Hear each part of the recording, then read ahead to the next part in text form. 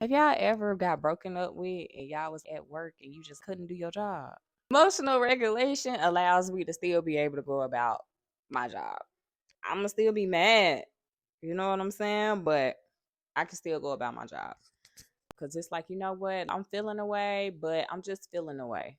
Just because I'm feeling away doesn't mean it's the end of the world and the worst thing is gonna happen in all of these things. I'm just recognizing the feeling right now. Like you gotta let the feeling give its place. My own in my life. I think we live. All right, where we at with it? All right, what's up, y'all? What's going on? Welcome to the channel or welcome back to the channel. It's your girl, Antonia. And listen, today I want to talk about emotional regulation. As I had mentioned this in one of my last videos, and I was talking about how I feel like emotionally I'm just very regulated. And it took me a while to get here.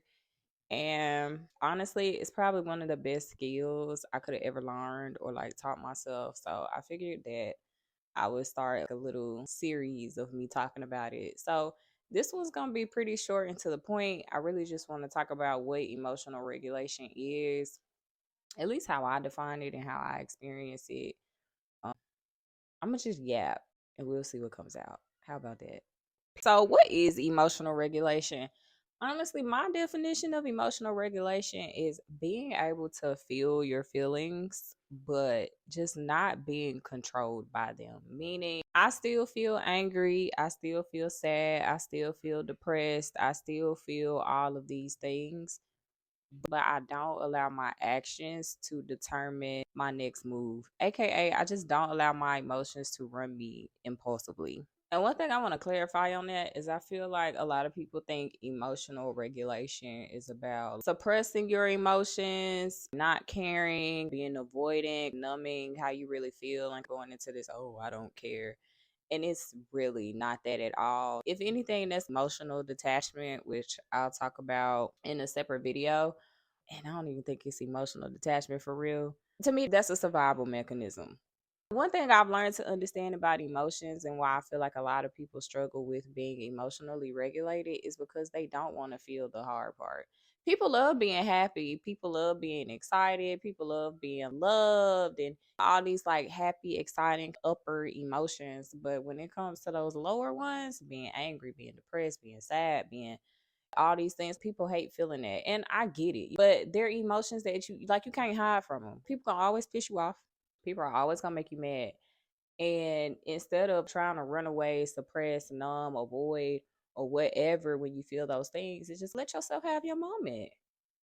Just don't allow yourself having your moment to dictate how you go about the situation because that's where things get messed up and you don't want to do that. It reminds me of a post I saw on Facebook, and this guy was talking about how a 2 minute emotional decision cost him 20 years of his life. And you really have to think of emotional regulation like that. You want to let the 2 to 5 minutes of what this emotion is making you feel cost you a certain piece of your life. All right, so I'm gonna give y'all some examples. So let's just say for me in the past, I would break up with somebody or somebody would say something to hurt my feelings or whatever the case may be. And I would literally drown in how I felt about that. So I was going to be sad for like months. If I was mad, I was going to be mad for a long time. I would just sit in it really bad. And I realized how much that was just taken away from me living my actual life. Because I was sitting there thinking one day and I was like, dang, here I am. It's 2 months later or whatever. I'm still mad and sad about a situation. This person probably over here just happily enjoying their life, and I'm just over here depressed. So I'm gonna give y'all an example of how I put this to use in real life now. Let me use a better example. I'm gonna use an example from earlier today. So earlier today, I'm trying to get a deal done in real estate, and things are just up in the air right now. And it's very frustrating, and I hate feeling frustrated. And instead of just acting on that frustration and allowing that frustration to get me anxious to where I'm controlling the situation and I'm just trying to get it to go into my favor, I really just recognized an emotion. I'm like, listen, Antonia, we're feeling frustrated right now. This tension in my chest, my body's reaction right now is just it's frustrating. And instead of acting on that, I just acknowledged it and I was like, listen, let's go lay down for a second. And sometimes you need to go take a walk. Sometimes you need to go lay down. Sometimes you need to call a friend or something like that. But I didn't ignore it. I went to go lay down and I just felt the frustration. And I'll talk through some more techniques on how I do that, but in another video. But I just felt that frustration, gave myself some time, and I came back and hey, I was good to go. To me, emotional regulation is about allowing yourself to feel that, acknowledge that, process it, give it its moment, right?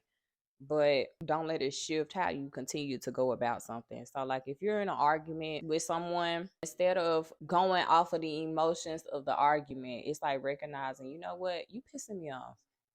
And y'all could either cut the convo short, come back to it later when you got yourself together, or both of y'all got yourself together, or be like, listen, we need to calm this down because you pissing me off. And I think it takes a certain level of maturity to be able to be emotionally regulated. So if you immature and emotionally immature, baby, it's gonna take some time and some practice, but you could get there for sure.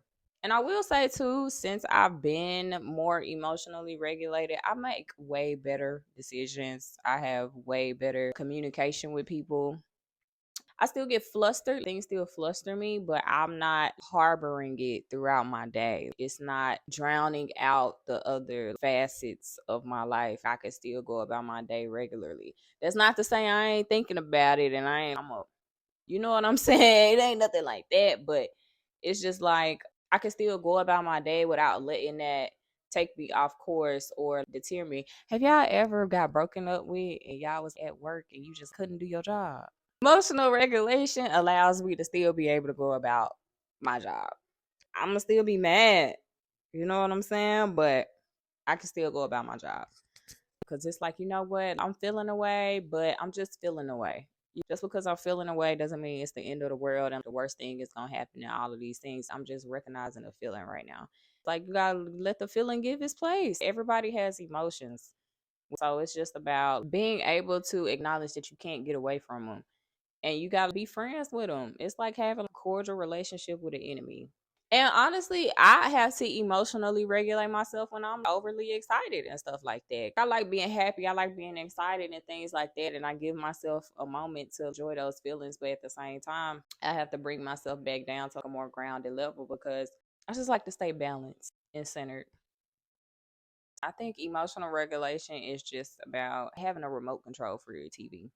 When the TV is too loud, you need to bring it down. But when it's too low, when you can't hear, you got to bring it back up. And it's just about adjusting the volume of how you feel, but not allowing that to dictate how you feel about what you're watching. I will say this too. I was having a conversation with someone and it was like, oh, it just sounds like you don't care. Far from it. I care too much, but caring too much is what's gotten me in trouble in the past. So it's like it's okay to care, but you got to care with limits, care with boundaries, because a lot of things are out of your control and you can't control everything.